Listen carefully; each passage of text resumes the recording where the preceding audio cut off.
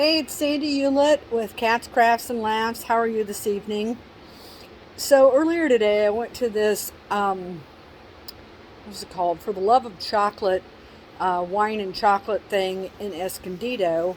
And it was hot outside, and so you walk up and down Grand Avenue and you visit all these businesses and everything, and you get, a little bit of wine and some chocolate and stuff. So I go into this one business, and it is a home remodeling business. And I got to talking to the owner, and she said that they do predominantly kitchens and baths, but also will do like your living room or your master bedroom and everything.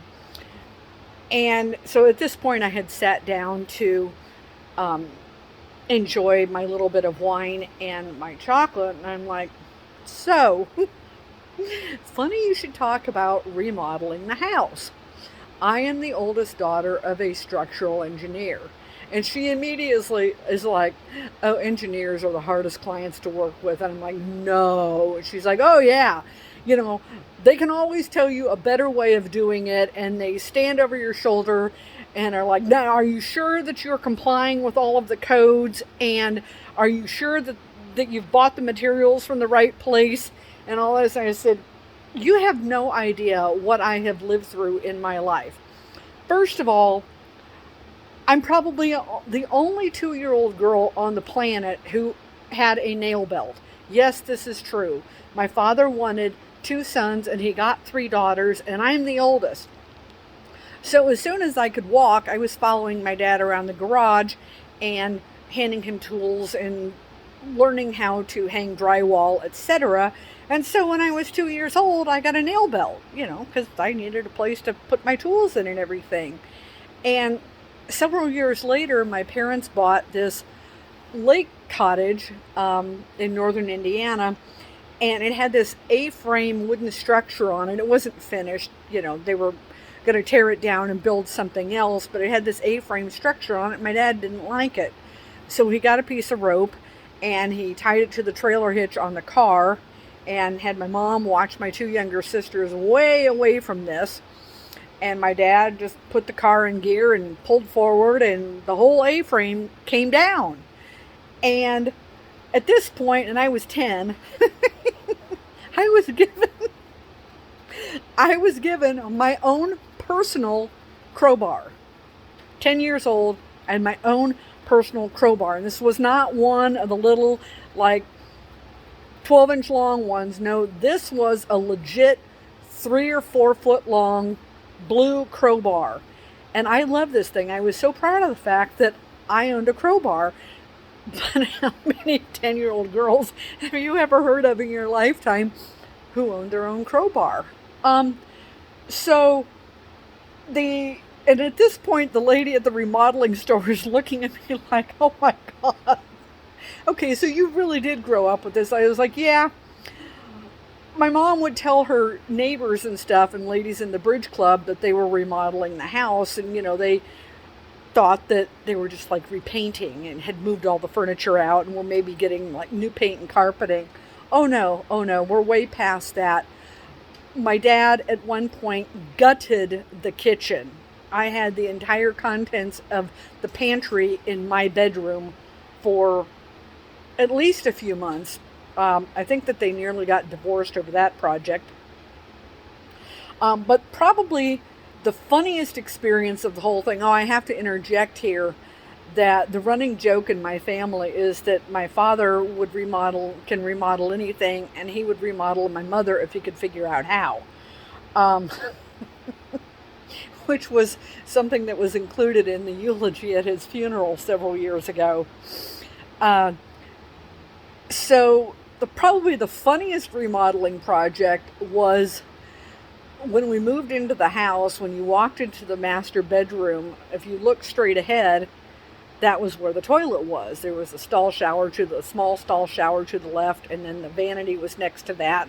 And then when you walked into the door, first thing that you saw was the toilet. And my dad decided that he wanted the toilet to be next to the stall shower, and he wanted the vanity to be the first thing that you saw when you walked into the bathroom. And then he was going to build a 3-sided linen closet into the corner of this bathroom. And all this is great, fine. These are great ideas and stuff, except for the one minor detail where this was on a concrete slab.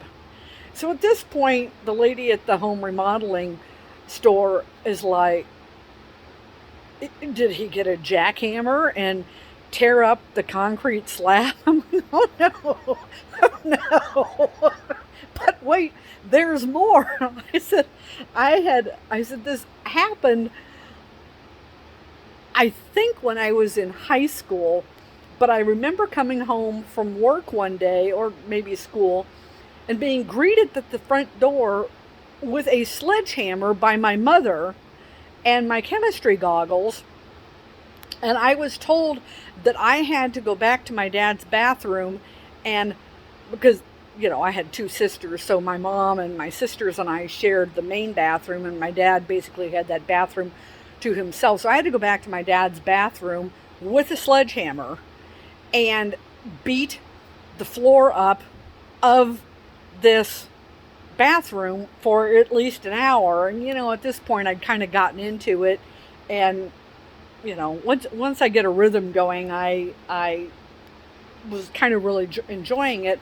So we got this bathroom floor all torn up, and this bathroom had a small window to it.